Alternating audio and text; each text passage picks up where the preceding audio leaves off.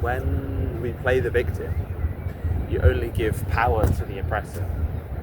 I think this is an important point because it's very easy to play the victim, especially when I feel like that's kind of encouraged, where it's very easy. I mean, in the UK, it's very easy to complain about anything, especially about your situation. I mean, if you have been a victim, then that's obviously bad. But too many of us like to claim we are victims of the world when we're not.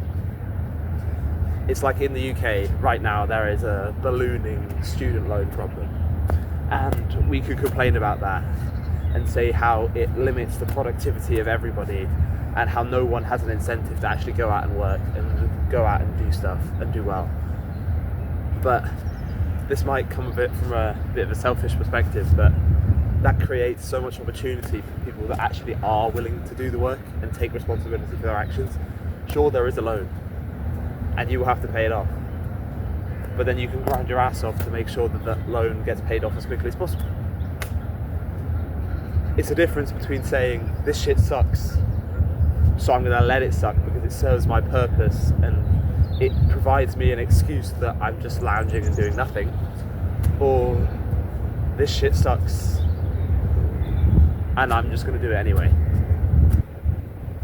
I'm still going to get after it. Maybe it won't work, maybe it'll be difficult, but there's no point. If you don't try, that's the only way you guarantee that it won't work. And sure, there are other ways of avoiding loans, but if you don't try, then how are you going to get it to work? And we often give power to people that we don't even know because we assume we're not good enough as well. There are lots of people who will doubt you no matter what you try. It's unfortunate.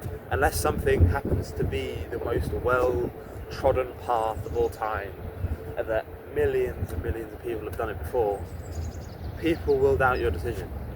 You will doubt your own decision. You will doubt your own ability when you choose to do something that, I don't know, is a bit abnormal or doesn't follow what people expect of you. You will get a lot of disrespect. People will think, what the hell is he doing? Because they wouldn't be willing to do that in their situation. But then, I feel like the only thing that's actually stopping you in any situation is you. There have been so many stories of people who have made terrible situations work. So is there really an excuse? Sure, things are hard, and there's no struggle in admitting that. But it's the question, what are you going to do about it? Because you can look at the past and you can say, because of this, I feel this, or because this person hurt me, that's why I can't try hard anymore. And you might genuinely feel that way. But the longer that you let that person have the power over you, the longer it's going to take for you to actually take power over your own life. I mean, that sounds like the most obvious statement of all time. But the point is, when you give power to the oppressor, you take away all agency that you do have. And then that makes it impossible to grow.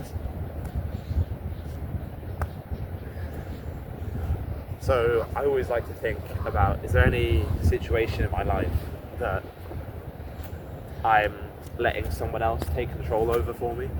Is there anyone I'm blaming in my past for the way I feel or stuff that's happening now? And that's a question that's worth asking, because if you don't ask it, it might limit your potential forever.